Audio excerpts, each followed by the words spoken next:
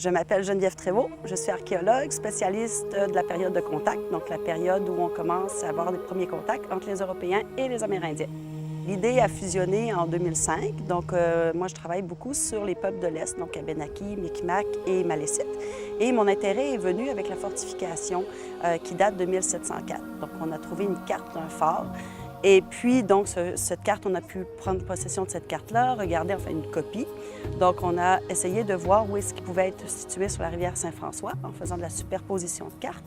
Et puis là, en 2011, on a commencé en octobre 2011 à faire de la recherche ici, donc sur le plateau ici de ce qu'on dit le quadrilatère historique d'Odanak. Et c'est là qu'on s'est aperçu qu'on trouvait des vestiges et des artefacts qui dataient de la période du fort, donc du début du 18e siècle. Les fouilles à air ouverte ont commencé cet été, donc en 2012. Nos plus belles découvertes jusqu'à date, c'est naturellement les trous de poteaux qui nous font penser qu'on est vraiment près de la palissade et à l'intérieur du fort. On aimerait vraiment être capable de retrouver les restes du vestige de la première église. Là, on pense avoir un mur maçonné, mais pour le moment, on n'a pas encore le reste de l'église.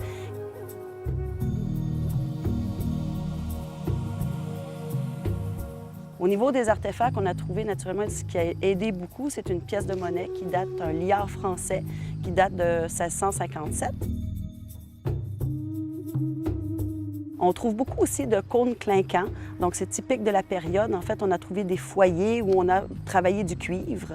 Donc, on prenait des chaudrons de cuivre, on découpait des parties de cuivre. Donc, on a retrouvé ces parties de chaudron, des morceaux de cuivre qui ont été en fait travaillés en forme de cône, qui servaient en fait à faire une espèce de grelot après les vêtements et après les cheveux. On trouve aussi des perles de traite. Donc, on sait qu'il a été témoin de traite de fourrure aussi à l'intérieur de la fortification. Les fouilles vont se poursuivre l'été prochain pour une dernière année. Et suite à ça, on va faire une exposition.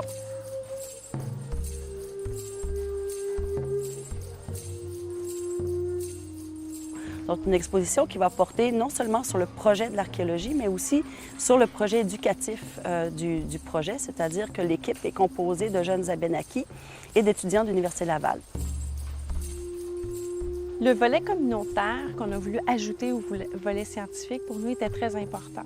En fait, c'est de s'assurer que les gens de la communauté s'approprient le projet archéologique. Et la meilleure façon de le faire, c'était d'impliquer des jeunes comme apprentis archéologues.